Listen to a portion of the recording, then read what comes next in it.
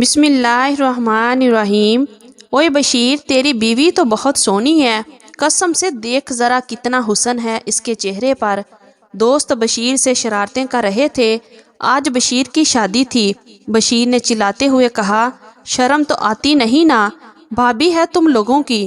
دوستوں نے کہا، بھابی بھی ہے اور ہماری بہن بھی ہے یار، ہم تو ایسے ہی مذاق کر رہے تھے۔ ہائمہ کو خدا نے بہت خوبصورت بنایا تھا۔ ہائمہ اخلاق کی خوشبو تھی، مسکراتی ہوئی چاند سی لگتی تھی۔ ہائمہ کی شادی بشیر سے ہوئی تھی۔ بشیر نے ہائمہ کو اور ہائمہ نے بشیر کو صرف تصویر میں ہی دیکھا تھا۔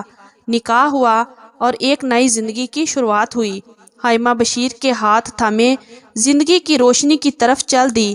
دل میں ڈر سا تھا، آنکھوں میں کچھ خواب سے تھے، لیکن ایک خوف بھی ستا رہا تھا، یا اللہ بشیر ایک اچھا ہم سفر ہو، ایسا ہم سفر جو میرے درد میرے دکھ کو سمجھ سکے، میری خاموشی کو سمجھ سکے۔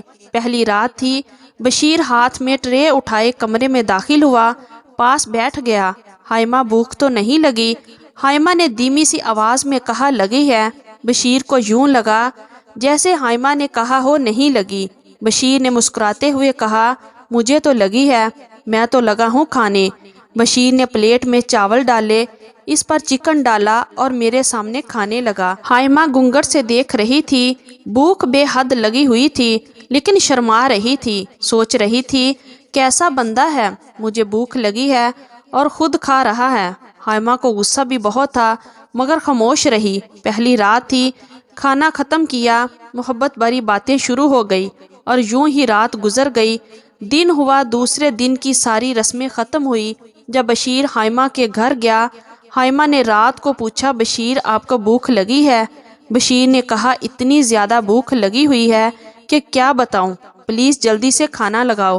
ہائمہ نے کہا، بشیر ویسے ایک بات کہوں، آپ بہت بے وفا ہیں۔ بشیر نے کہا، اب کیا ہوا؟ ہائمہ نے کہا، پہلی رات آپ کو میں نے کہا بھی تھا کہ مجھے بھوک لگی ہے، کھانا کھانا ہے، میں نے بھی، مگر آپ میرے سامنے مزے لے لے کر کھاتے رہے اور میں دیکھتی رہی، آپ کو ذرا سا بھی ترس نہ آیا۔ بشیر مسکراتے ہوئے کہنے لگا، جناب مجھے لگا تھا تم کہہ رہی ہو بھوک نہیں ہے۔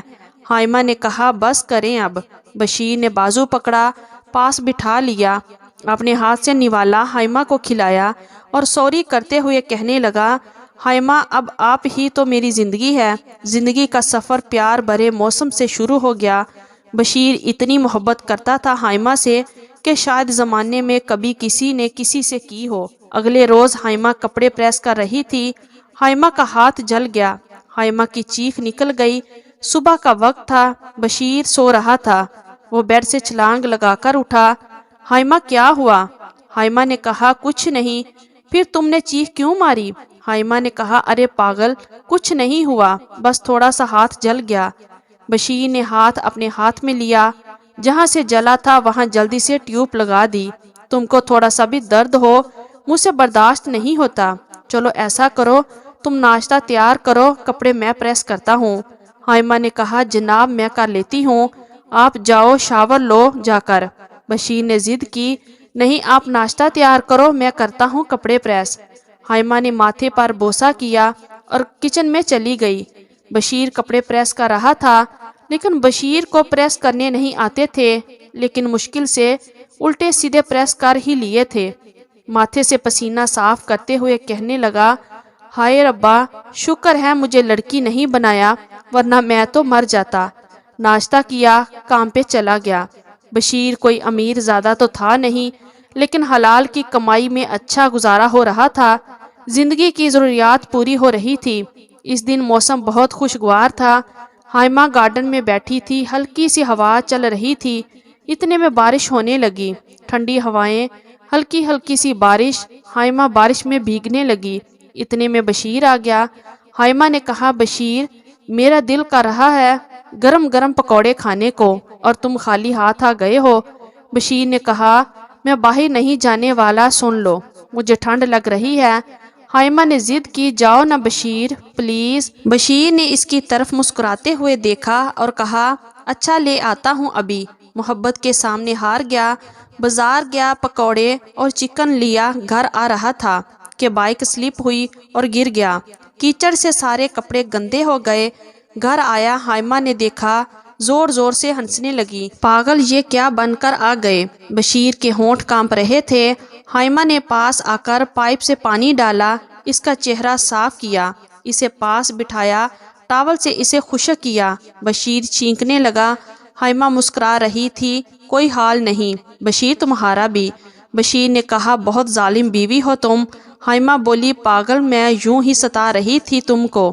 چلو یہ گرما گرم چائے پی لو، پھر میں کھانا بنا دیتی ہوں۔ بشیر کو کچھ سکون ملا۔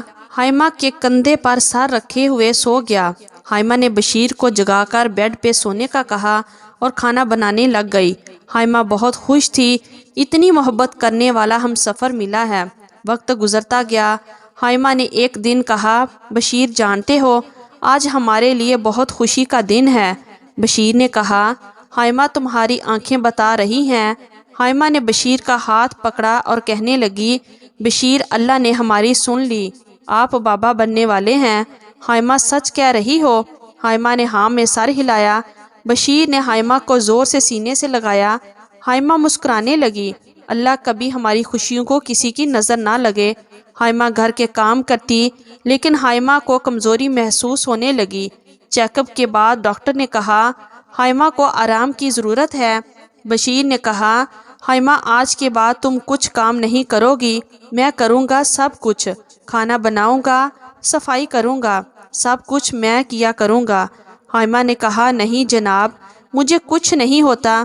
بشیر مسکرا کر کہنے لگا، حائمہ جانتی ہو نا تم میری زندگی ہو، تمہیں تھوڑا سا بھی درد ہو تو مجھے سکون نہیں آتا۔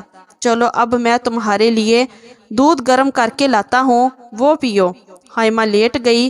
بشیر دودھ گرم کر کے لایا، اپنے ہاتھ سے میڈیسن کھلائی، پھر دودھ پلایا۔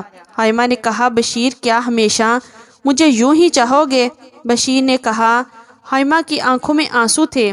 بشیر نے آنسو صاف کیے، مسکراتے ہوئے کہنے لگا، شادی صرف دو جسموں کا ملن تو نہیں ہوتا۔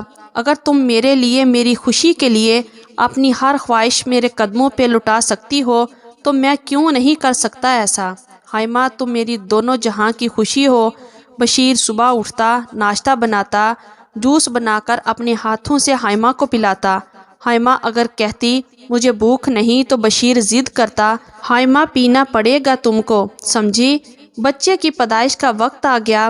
حائمہ کو بہت شدید درد ہو رہا تھا۔ بشیر جلدی سے ہسپتال لے گیا۔ ڈاکٹرز نے چیک اپ کیا۔ ڈاکٹرز پریشان تھے۔ حائمہ درد سے تڑپ رہی تھی۔ بشیر پاس کھڑا ہاتھ میں ہاتھ لیے حوصلہ دے رہا تھا حائمہ کو۔ ڈاکٹر نے بشیر کو اکیلے میں بتایا، آپ کی بیگم کی رپورٹ ٹھیک نہیں آئی۔ بشیر نے کہا، کیا ہوا ڈاکٹر صاحب؟ ڈاکٹر نے کہا، دیکھیے صاحب، آپ کی بیوی کی دونوں کڈنی خراب ہو چکی ہیں، اب فیصلہ آپ کے ہاتھ میں ہے، آپ کو بچہ چاہیے یا بیوی، ہم دونوں میں سے ایک کو ہی بچا سکتے ہیں۔ بشیر کی آنکھوں میں آنسو تھے۔ یا اللہ، یہ کیسا امتحان ہے میرے لیے۔ ڈاکٹر نے کہا، جلدی بتائیے کیا کرنا ہے، ہمیں جلدی سے آپریشن کرنا ہوگا۔ بشیر حائمہ کے پاس گیا، حائمہ کی آنکھوں کو چوما، مسکراتے ہوئے کہنے لگا، میری پاگل پریشان نہ ہو، سب ٹھیک ہو جائے گا، یقین رکھو، میں ہوں نا تمہارے ساتھ۔ بشیر نے ڈاکٹر سے کہا، مجھے میری حائمہ چاہیے۔ ڈاکٹر نے کہا، پھر اپنی بیوی کے لیے ایک گردے کا بھی انتظام کریں جس کا خرچہ 10 لاکھ ہوگا۔ بشیر نے کہا، میں اپنا گردہ دوں گا۔ حائمہ موت سے لڑ رہی تھی۔ یہاں ہم سفر کا ساتھ تھا، یہاں ایک سچی محبت کا امتحان تھا۔ ڈاکٹرز نے 4 گھنٹے کا آپریشن کیا۔ حائمہ موت سے لڑتی رہی۔ ادھر بشیر کا بھی آپریشن چل رہا تھا۔ بشیر کی آنکھوں میں بے ہوشی میں بھی حائمہ کی تصویر تھی۔ آپریشن کے بعد جیسے ہی بشیر کو ہوش آیا، بشیر نے پہلی آواز حائمہ کو دی، میری حائمہ کہاں ہے؟ میری حائمہ کیسی ہے؟ نرس نے مسکراتے ہوئے کہا، لگتا ہے آپ بہت پیار کرتے ہیں اپنی بیوی سے۔